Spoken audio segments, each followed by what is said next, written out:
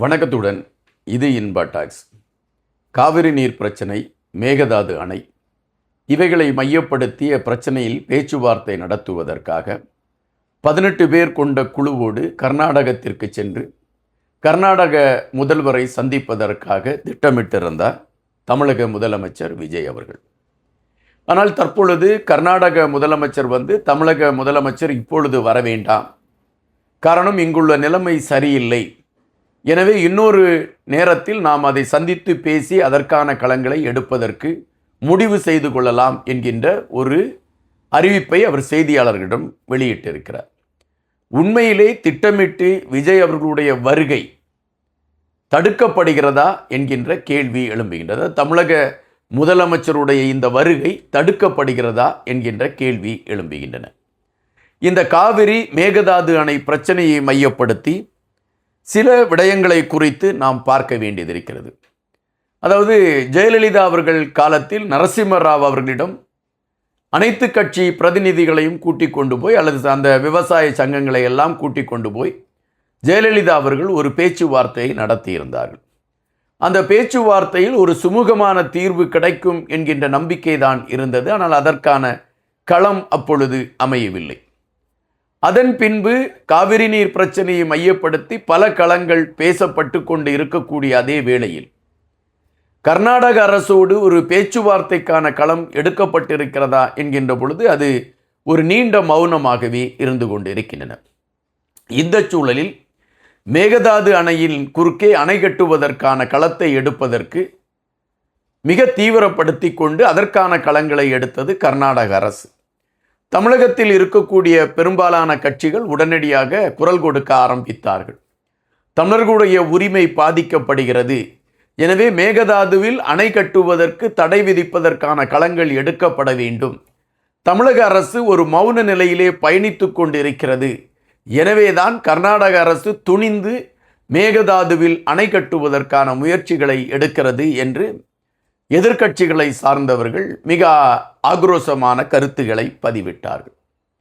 ஆனால் தமிழக முதலமைச்சரை பொறுத்த மட்டில் ஆக்கப்பூர்வமான செயல்பாடுகள் மூலம் இதற்கு ஒரு தீர்வு காண வேண்டும் என்கின்ற நிலைப்பாட்டில் அவர் மிக தெளிவாக இருந்தார்.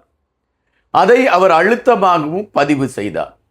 தமிழர்களுடைய எந்த உரிமையும் விட்டு கொடுக்கக்கூடிய எந்த களத்தையும் எங்களுடைய தமிழக வெற்றிக் கழகம் எடுக்காது என்பதை அந்த அமைச்சரவையில் இருக்கக்கூடிய நிர்மல் அவர்கள் மிக தெளிவாகவே பதிவிட்டார்.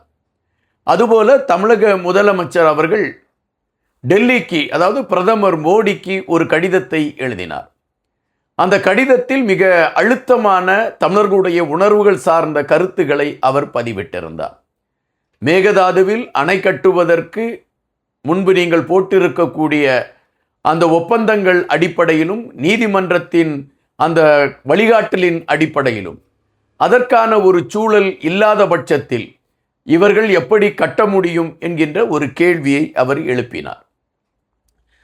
பிரதமர் அவர்களுக்கு முதலமைச்சர் எழுதிய கடிதம் மிக அழுத்தமான கடிதம் என்பதுதான் அரசியல் நோக்கர்களுடைய ஒரு பதிவாக இருந்தது. உடனடியாக கர்நாடகத்தில் மிகப்பெரிய கொந்தளிப்பு ஏற்பட்டது. தமிழக வெற்றிக் கழகம் மேகதாது அணை விடயத்தில் மௌனமாக பார்த்து கொண்டிருக்கும் என்று நினைத்து கொண்டிருந்த கர்நாடகத்தை சார்ந்தவர்களுக்கு மேகதாது அணையில் தமிழர்களுடைய உரிமையை விட்டு கொடுக்க முடியாது என்று தமிழக அரசு அறிவித்தது அவர்களால் அதை ஜீரணிக்க முடியவில்லை. எனவே தமிழக முதலமைச்சர் விஜய் அவர்கள் நடித்த ஜனநாயகன் திரைப்படம் எங்கெல்லாம் வெளியாகி ஓடிக்கொண்டிருந்ததோ கர்நாடகத்தில் அந்த திரையரங்குகளுக்கெல்லாம் எச்சரிக்கை கொடுக்கப்பட்டது. அங்கு இருக்கக்கூடிய பாதகைகள் அடித்து உடைக்கப்பட்டன. திரைப்படத்தை திரையிடக்கூடாது என்கின்ற ஒரு நிலைப்பாடு உருவானது.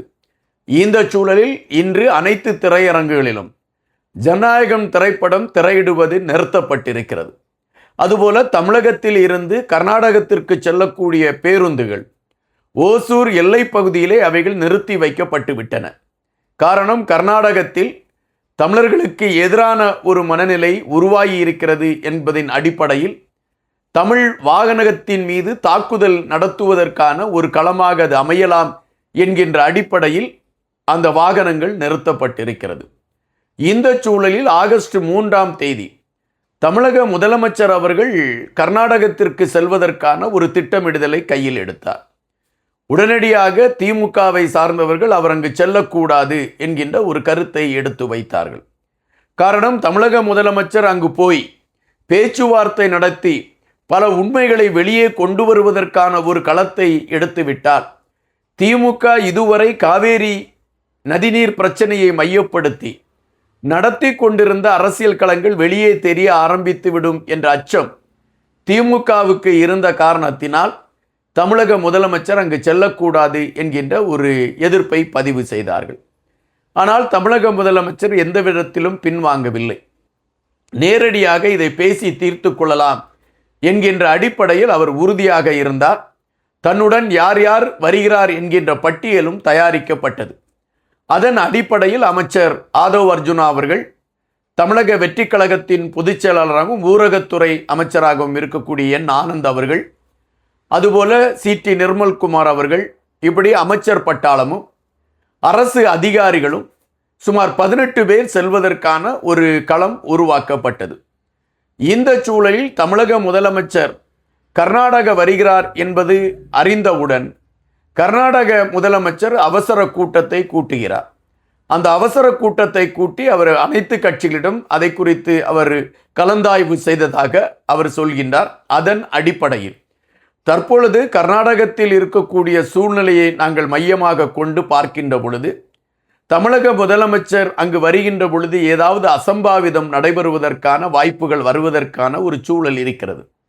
எனவே இந்த சூழலில் தமிழக முதலமைச்சர் அங்கு வருவதை தவிர்க்க வேண்டும் என்ற ஒரு கருத்தை அவர் பதிவிட்டிருக்கிறார்.